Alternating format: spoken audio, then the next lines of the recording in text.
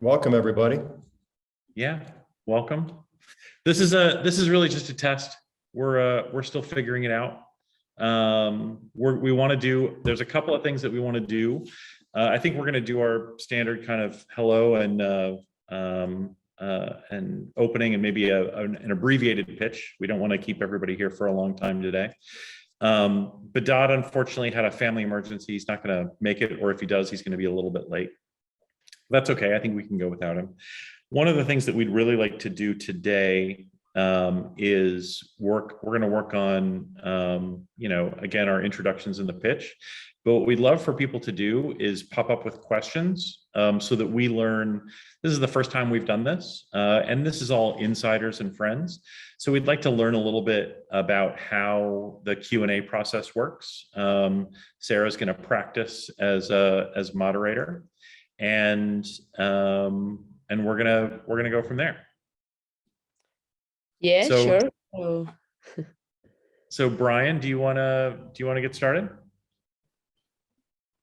Okay. For those of you who don't know me, I'm Brian Feuer. I'm acting as CFO of dVIN right now and a co-founder. And I come from 20 years at McKinsey & Company, doing all kinds of venture types of deals and advising clients on corporate structure and negotiation strategy. And I am loving working with David and Bedad and our whole team. I didn't come into this as a wine connoisseur, but I'm learning very, very quickly. So, our masters of wine are doing everything they can to bring me up the curve as quickly as possible. And as I'm fond of saying, 10, 11 months ago, I couldn't even spell NFT. And now look. So nice to see you all. Thanks, Brian. Much appreciated. Brian has been super helpful in getting the process going. He's been kind of instrumental in setting up a lot of the business practices, making sure that we're kind of up and running in the right way. Typically Bedad would be talking a little bit about his background right now. He's unfortunately he's not here, but he's been in the business for a really long time in kind of both sides. Professionally, he's been a management consultant for the last 20 years with Booz and Boston Consulting Group. But he's also been very active on the wine and spirit side. He currently works on the supervisory board of Grant and Son, and also has been on the board of Palmer in Bordeaux and Dujac in Burgundy, as well as a bunch of other companies. He's a wine connoisseur and a collector with a pretty amazing cellar that I've been fortunate enough to partake in a couple of times. My background has been in tech and wine for the last I guess the last 20 years. I sold my company, a long time ago, more than 20 years ago now, and built a vineyard and a winery in Argentina. Spent some time in Hong Kong, and then also I'm a part owner in a vineyard and a winery here in the Priorat in Spain. I'm here in Barcelona. And most recently I've been working on a lot of media projects. We're doing looks like we're going to be doing a television show with Carmelo Anthony, filming in Bordeaux here next summer. And then the real kind of interesting project is a documentary about Robert Parker that we're exploring right now. That has to do with him donating some bottles from his very famous cellar to charity. A lot of that work is what instigated the Club dVIN project. We started. A lot of people had been bringing me or sending me projects on technology or blockchain technology and wine. and none of them really seemed very interesting and very difficult to get to scale until I started talking with Bedad about how not just the NFT attached to the bottle could work, but then this idea of tasting tokens really kind of took hold, and we're really excited about it. And I know that some of you, a lot of you know a lot about tasting tokens. Some of you are just learning about it over the course of the last few weeks, but I'm going to talk for a minute about what we're doing on the NFT and blockchain side. And then I'll talk a little bit about what we're doing with the club, and then we'll just open it up to questions. So I'm going to do maybe 5 more minutes. I'll go really briefly, and then we can talk. We can hopefully cover anything that I missed in a Q&A. So what we're doing with blockchains and NFTs, there's been obviously a lot of noise in the press about NFTs and blockchain over the course of the last 6 months or a year. I started really exploring blockchain, I guess, a little over a year ago, and in kind of looking into how the blockchain could work in the collectible and investment grade wine space. The obvious thing was anti-fraud and anti-counterfeiting. And that's really what a lot of people are talking about. And I think that that's really interesting. There are a lot of companies that are, putting NFC stickers and putting QR codes on bottles that link to something in the blockchain. And I think that that's a really interesting use case. What we hear all the time is that going to work 100% of the time? How, there are a million ways that people can kind of get around that. How can you guarantee 100% of the time that the juice that's in the bottle is the juice that's supposed to be in the bottle? And the truth is, we've looked at this a lot, and the technology is going to keep getting better. But at the same time, I think that the people that want to commit fraud are going to keep getting better as well. So what we always say is the solution to that is transparency. The more transparency there is, the more the disincentives for fraud and counterfeiting, and the more the incentives for creating a pristine chain of custody. So let me talk just really quickly about what we do with the blockchain and investment grade wine. Every bottle will be attached to an NFT that we call a digital cork.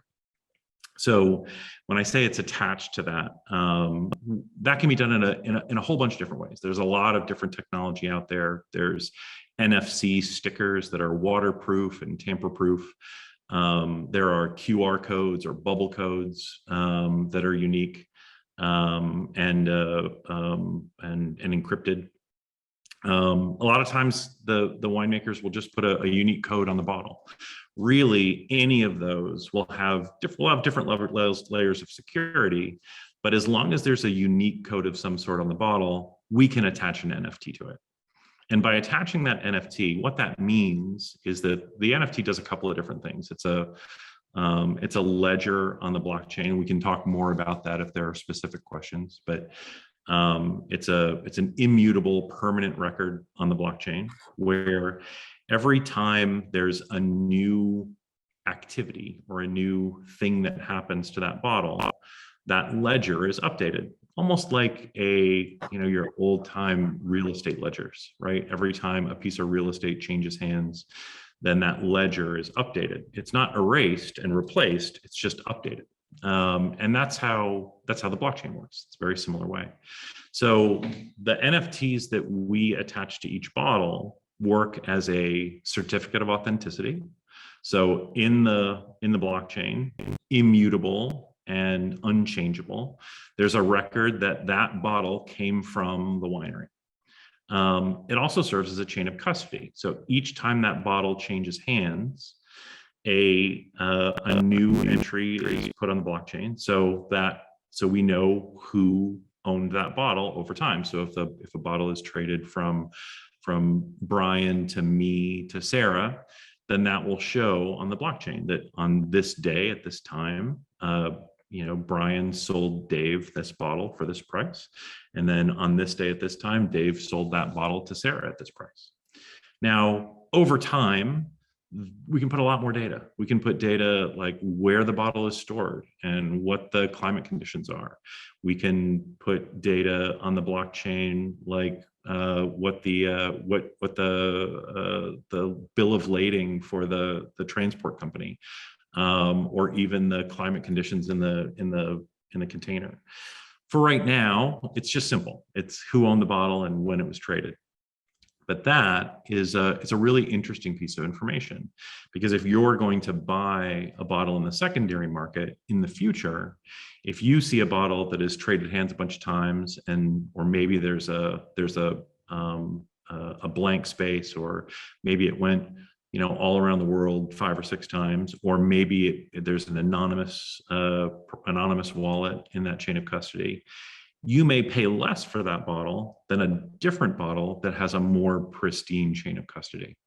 And what that'll do over time is create incentives for people to have more pristine and better chains of custody for their bottles.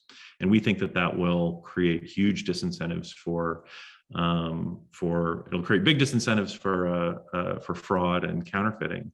But more than that, it'll create great incentives for people to take very good care of their wine, because it'll actually sell for more in the aftermarket. There's another piece of that NFT that's also pretty interesting, which is a royalty. So in the world of art, how NFTs work is, as NFTs get traded, some portion of the proceeds will go back to the original artist. And that's pretty interesting and kind of innovative in the art business. Just think if a portion of the proceeds for every Picasso went to the Picasso family. I think that would be it's new and innovative and kind of revolutionary for art. We think it'll be even more so for the wine industry. Anyone who's in the business knows that most winemakers really don't participate in the value that's created for those wines in the aftermarket. A typical bottle of investment grade or collectible wine that you might buy for $1,000 or $800, the winemaker probably only made $100 or $150 from that bottle. It's the people in the middle, the speculators, the auction houses that took most of that value. What the NFT allows for is the winemaker to participate in the value that's created in that wine in the aftermarket. And investment grade or collectible wines will sometimes trade 3 or 4 times before they're consumed. And that'll really allow for the winemakers to, like I said, participate in the economics, and gives them great incentives to in the marketplace and in the industry. That's a pretty standard NFT, and that happens that those kinds of NFTs are being used for art and other art, watches, other collectibles right now. What we've done is created a piece of technology that's different and interesting, and that's what we're calling the digital cork. And where the digital cork comes in is when you're ready to drink the bottle. For art and for watches, those things are never consumed. But wine is a little different. Collectible wine it's one of the few collectibles that you actually consume. So we've built a mechanism and an incentive program for collectors to let us know when they've opened a bottle and consumed it. And that's really what the digital cork is. It's a piece of tech where you scan the bottle, you pull up your NFT, your certificate of authenticity for that bottle, and you click a button. You say, okay, I've opened that bottle. And what that lets you do, that does 2 things really. The first thing it does is it burns the initial the certificate of authenticity, and it updates that record and says, okay, this bottle's been opened. You can't trade it anymore on the marketplace. But the benefit, the incentive is it allows the owner of that bottle to mint or to create tasting tokens, which are NFTs that are a proof of experience. It's like the analog is if you and everyone on here that's a wine person knows that, you know, when you drink a great bottle of wine, you take a picture of the label and you post it to Instagram, right? That's really the analog for this. But there's so much more. It comes with all of the metadata.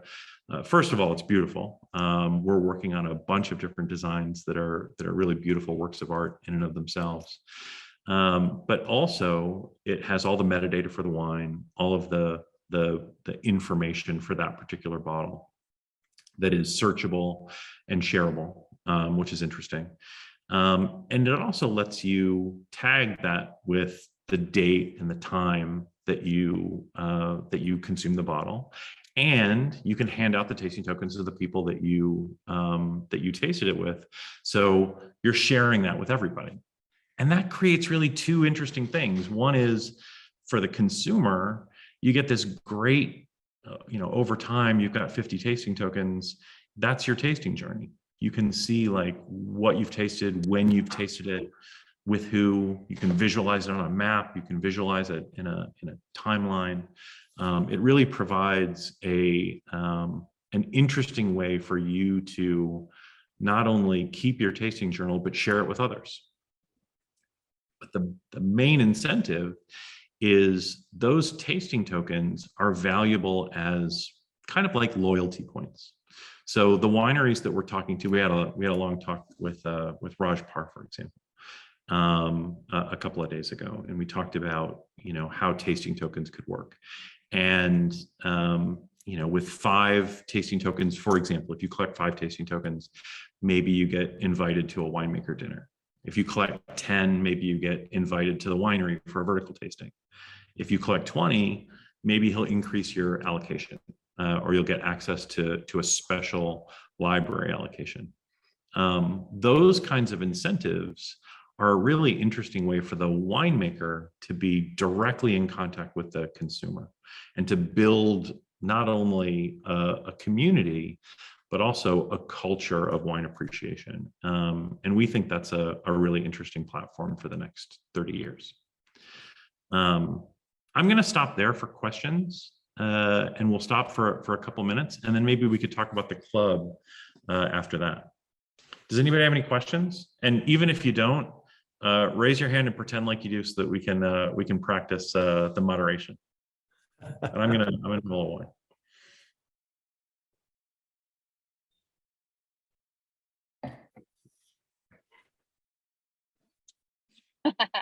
I just raised my hand. Look at that. Look at that, it works. Yeah, all right. Jenna. Well, I mean, I don't have a question. Hi, how are you guys? Good, Jenna. Very good. Hi, Brian. I don't have a question, but I think you're really good at explaining this, Dave. This is very interesting. I've been working on it. Yes, I do it you're 10 a times a day. professional. I know, I was thinking, I'm like, okay, he's done this how many times? Yeah. Yeah, That's the key.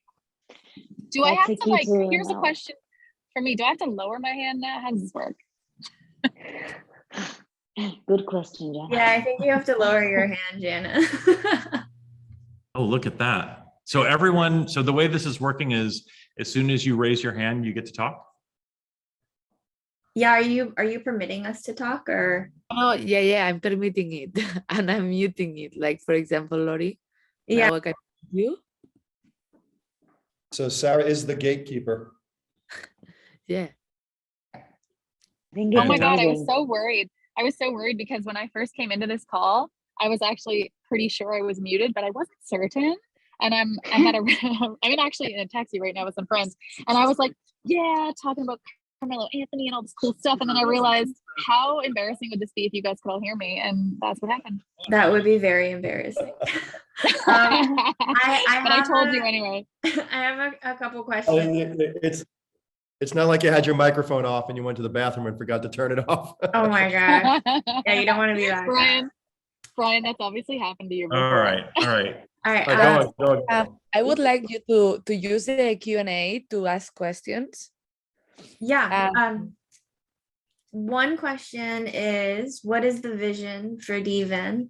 How do you think it can impact consumers and producers? Sure. Let me, I'm going to take this one, Brian. Or actually, you know what? Why don't you take it? And then I think this is a good opportunity for you to walk through that. Sure. How will it impact consumers? Was the question? What's Yeah, the vision? And yeah, how what will is it the impact vision? consumers and producers? Yeah. There are a couple of different visions for us, but it gives consumers the opportunity to participate in their wine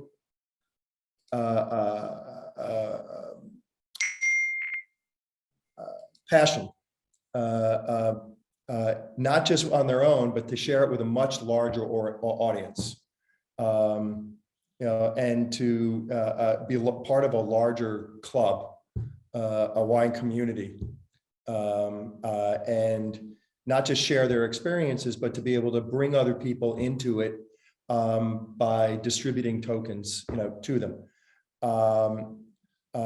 I think, over time, as we grow, we can really become the de facto trading platform mechanism for investment grade wine and experiences. I think that's incredibly exciting, using blockchain and the NFTs. It's approximately $3 billion market every year for new issuance, and another 2 to 3 billion for existing wine. It's not a small market by any means, and we can play more than a meaningful role in shaping that going forward. And part of the vision is disrupting the existing platform, which doesn't allow the vineyards to be a part of the ongoing relationship with the wine that they've sold originally. David was mentioning we're able to track provenance, we're able to track the whole story and where the wine has been, and eventually who's drinking it. That data does not exist today, so it's incredibly valuable to the vineyards to have that data, to know who's eventually drinking their wine. So I think that we really become a factor in each bottle's life, being able to tell a story. David, Sure. Let me practice, because I have a thing that I like to say about this, and we do have at least one of our PR team on here, so maybe Lauren can tell me if this is an okay vision. I think the vision for dVIN and Club dVIN is to reduce barriers and create a community between winemakers and wine lovers. Right now, most companies, most businesses in the wine trade are there to build walls between winemakers and wine lovers and wine enthusiasts and wine consumers. We've created a business where we're heavily incentivized to create transparency and to create community between winemakers and wine lovers. And I think that's a new and transformative thing in the wine industry. I think the next generation of wine consumers is more interested in experiences. They're more interested in they're less interested in institutions. They're less interested in experts.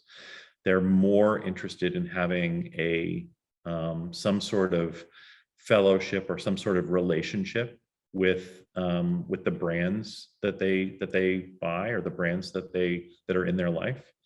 And I think that by building this platform, we're creating a way for collectible and investment grade wines to meet the next generation of consumers where they live digitally. The other piece of that, and we've been talking about this a little bit over the last week or so, is when you think about the metaverse. You know, I don't know what the metaverse is going to look like, but when I think about it, I think I break it down into this very simple idea, right? Like, what if you could connect your wallet to Instagram and see galleries of your NFTs? Like, that to me is the closest thing to the metaverse that I'm probably gonna be involved with. But if one of those galleries was your wine cellar and another gallery was your tasting journey, then all of a sudden it lets me take those brands or the winemakers that I love and kind of make them part of my digital identity in a way that you could never do before, right? Like, the wine collectors today, if they love Palmer, or they love Dujac, or they love Gaia, the only way you would know that is if you literally go into the cellar under their house, right? Like, they're hiding their brand affinity under a bushel. And what we're letting them do, and what this idea allows them to do, is to show off or to announce their brand identity, or to tie the wine brands that they love to their identity in the same way that you would do with sneakers or watches or cars. You know, you wear your Gucci or your Tommy Hilfiger. You drive your BMW or your Porsche or your Tesla. You know, your wine affinity, just nobody knows that. It's not a thing that you can display or share with people as part of your identity. And what this really allows you to do is to do that. And I think the next generation of wine consumers, you know, if they can't attach something to their digital identity, it will be less important to them. And I think providing a means to do that is an important part of our mission. And that was a very long answer to a very short question, Lori. I apologize. Oh, she's got another question. No, I just wanted to say I thought that was really good. I took some notes for you. I think this is what landed, but that's just my opinion. It was great. Thanks. Well, thank you. Any other questions? Well, there are some that are written down. What is most important to dVIN when it comes to building an impactful community? You know, sharing experiences, as David said, building that digital identity, and sharing that's something that's you know, doesn't really exist right now in a broader sense.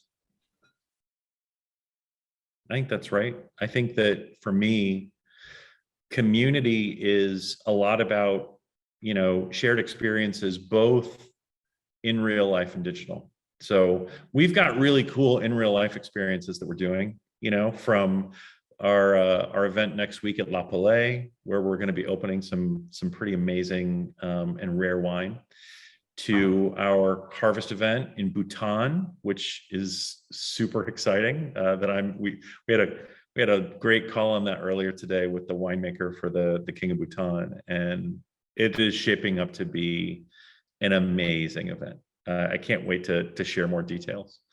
But also, you know, part of community in today's world is sharing experiences digitally.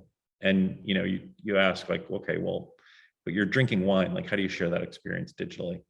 And we were talking about it, and, like, you know, if I, as part of the dVIN community or the Club dVIN community, because of the way that tasting tokens work, and because of the way that the digital cork works and the metadata works, if let's say I own a couple bottles of, like, the 2,300 acre, as an example, in my digital cellar, and someone on the other side of the world opens a bottle of 2,300 acre. It would be really interesting, like if they decide, again, it all depends on kind of how the privacy is set up and how much you're willing to share. But what if I got an alert that said, hey, another Club dVIN member in Singapore opened a bottle of 2,300 acre and said that it was fantastic.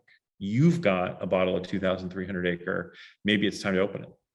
And I could create, maybe that could create a prompt for me to have a conversation with that wine enthusiast who's also a 100 acre fan, of which there's only a few thousand, right? Because they don't make that much wine. But on the other side of the planet, and we can talk about, you know, whether or not that bottle should be open today or wait another year. There's a really, you know, we talked about, you know, hiding your brand affinity in your cellar under your house. If there's a way to make that more accessible and more shareable, then there's a way for people all over the world that love a particular winemaker, or even a particular region, to have congress and fellowship online, like to be able to talk to one another and know one another and meet one another in a way that's authentic and open. And that's the vision of community that I have for Club dVIN. Any other questions? Yeah, there's another one from Anonymous, and I think you probably answered it.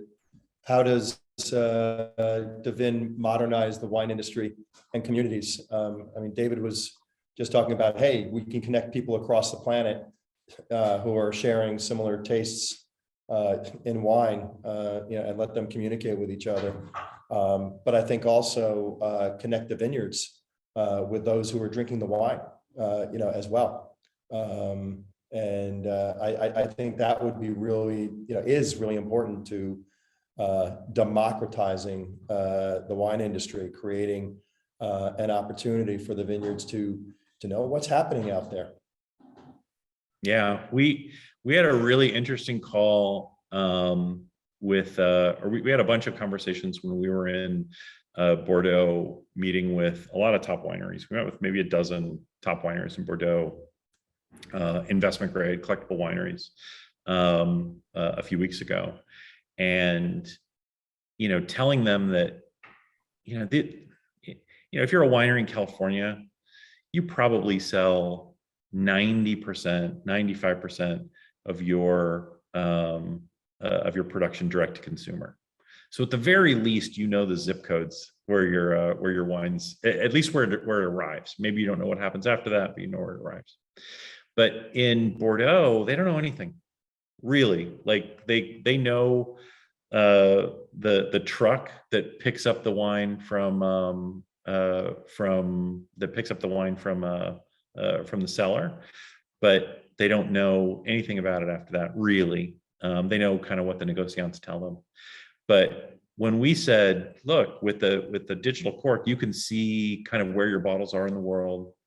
You can see when they get traded and participate in the economics of that. You know, get a 5% or a 10% royalty when those wines change hands. And then you can also see when the bottles are opened and who they're shared with, and maybe even why they were opened. Like, we opened this on our 50th wedding anniversary. We opened this to celebrate closing a big deal. That's information that they just don't know. I mean, we allow them to see where their wine goes from the cellar to the glass, and that just doesn't exist in the world. And it's that kind of information not only will allow winemakers to make better decisions and make closer relationships with their consumers, but what the winemakers tell us is it gives them a voice in the culture that they've never had. You know, the winemakers always feel like they talk to their consumers through, you know, critics, and, you know, recently maybe through an Instagram post. But this really allows them to have a voice in the culture, and that's really, really exciting. Jana had a question. about how do you connect an NFT to a consumable object. So I talked about that a little bit early on. There are a bunch of different technologies. Where we kind of really like this NFC sticker, which is it's a near field communication. It's the same technology that in your, when you have a credit card and you pay with you tap to pay, it's the same technology. Your credit card isn't attached to any electricity. It borrows the electricity from the device that's tapping it. It's the same way with an NFC. You put a sticker on the bottle. We like these little black round stickers that can go at the base of the bottle. You don't even know that it's there. But if you tap your phone, it just instantly pops up with the NFT. And if that NFT happens to be in your wallet, you can connect your wallet and you're already in. So it's actually just that simple. There's other ways. There's and by the way, that sticker, if you try to peel it off, doesn't work. If you try to copy it, doesn't work. It's encrypted and it's tamper-proof, or at least tamper-proof as in the way that in the technology that they have today. I'm sure someday someone's going to figure out how to take that off, but for right now, it's tamper-proof. The same thing with QR codes. There are QR codes that have been developed that are a little bit more advanced than the QR codes that you're used to using today, that have some encryption pieces to them, where it only works once, and it has and it's also tamper-proof. If you try to peel it off the bottle, it won't work anymore. So those are kind of interesting. But I think that we're going to be agnostic. I think we'll work with any technology out there that'll provide a unique link to a unique bottle. And we'll just, transparently tell the consumer what that technology is and how reliable it is, or we'll let them judge for themselves how reliable it is. And I think as long as we can do that, we're happy. I don't think we're married to any individual technology. Yeah, that's just, it'll change. It will potentially change over time as they make a better mousetrap. We'll try new options. Another question. Can you talk more about what accessibility means? Brian, you want to take that, or you want to start and I can finish? Sure. Accessibility. Educating, people who don't know much about wine, maybe some of the crypto types, if we have any on the call right now, and those who know a little bit, wanting to know more, providing an opportunity for people who do love wine, who haven't had an opportunity to get, first run advantage and from vineyards that they've always loved, or to procure themselves bottles that they otherwise wouldn't have had an opportunity, or to learn about them, just by being a part of the community.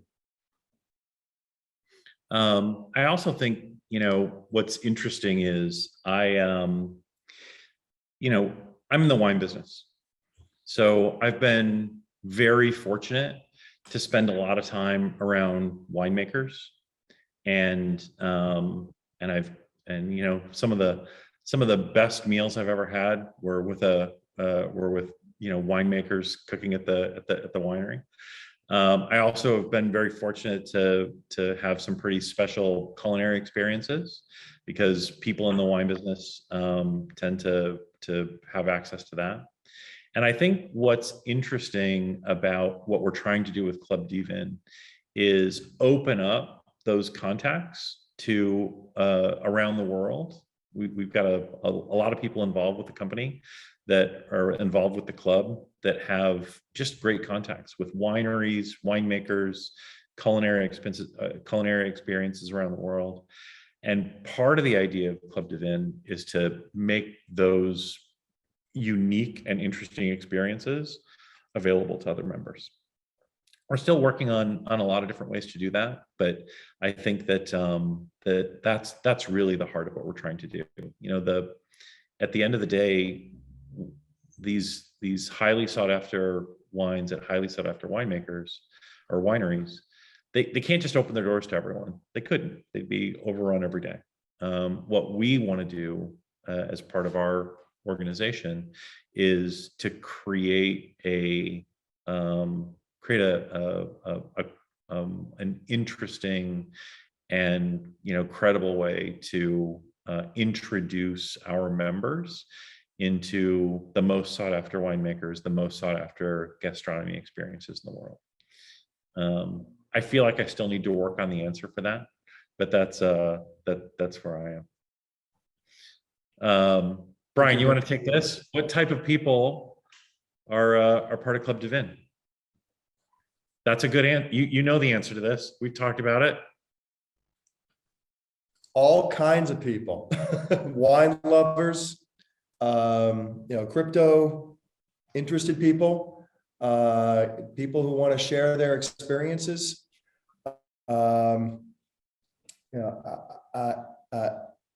Anybody who has that passion. David's drinking his wine right now. You want to understand something about pairing a wine, or where it comes from, or why people are enjoying a certain vintage. It's an experience sharing, educational opportunity for any member. David, do you want to pile onto that? I think you have more. Well, look, here's how I always answer that question. I think Club dVIN is for wine native, crypto curious, wine collectors that look at crypto and look at NFTs and think, there's something there that's interesting, but I don't know how to get involved with that.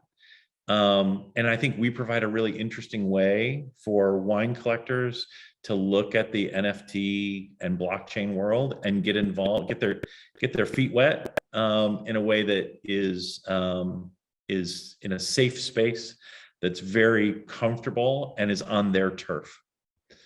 And on the other side, I think that we're for crypto native wine curious, people that have been in the crypto world for the last few years, have probably been successful. It's a lot of those folks have had a pretty good run for the last few years, but maybe they look at wine and say, how do we? They look at wine, and wine seems very intimidating.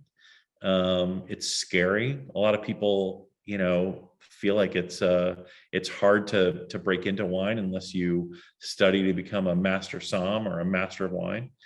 And I think what we can provide is a way for those people to leverage their knowledge and experience in NFTs and blockchain, and maybe trade for people that have a lot of great experience and knowledge about wine.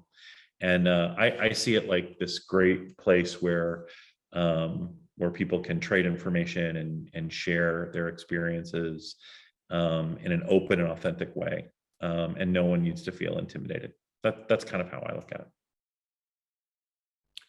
Let's see, another question there.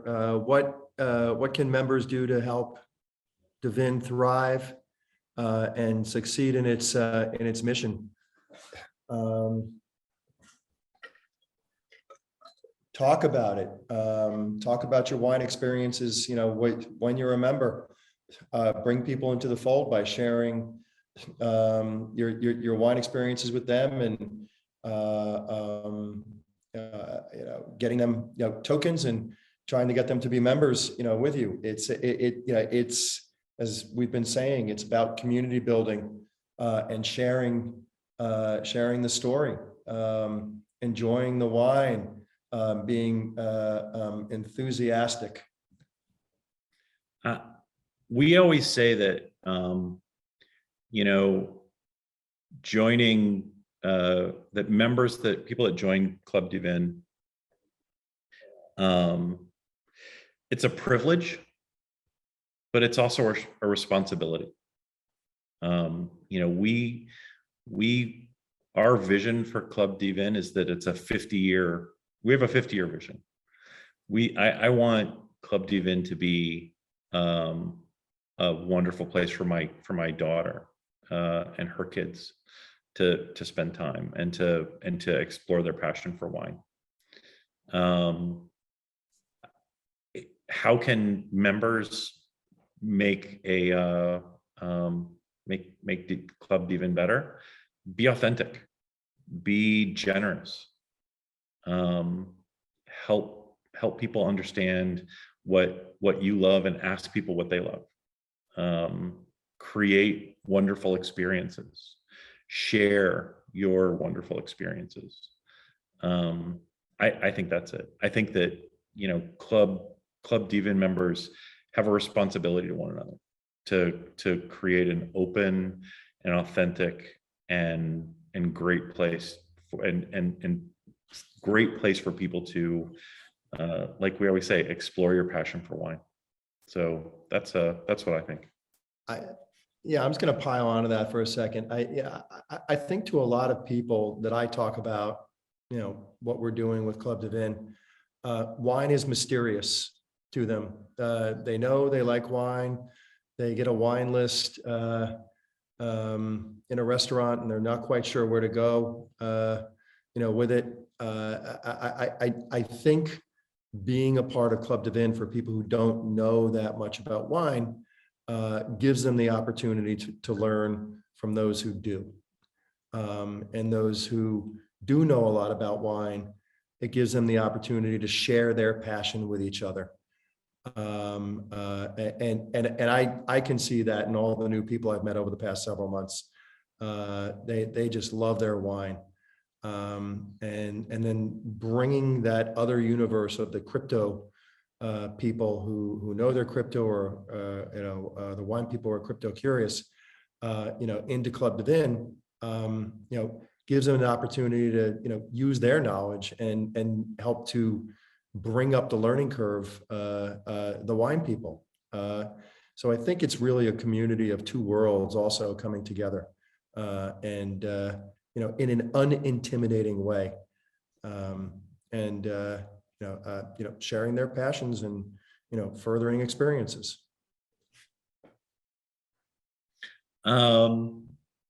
Any other questions?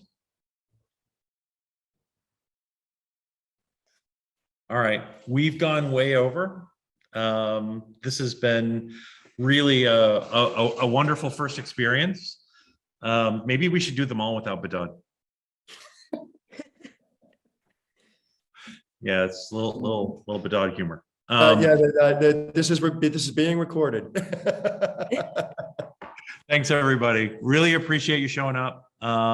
This was really helpful for us in figuring out how to do this. We've got a couple more next week, and thank you very much. Really appreciate it. Take care. Guys, bye-bye. Bye.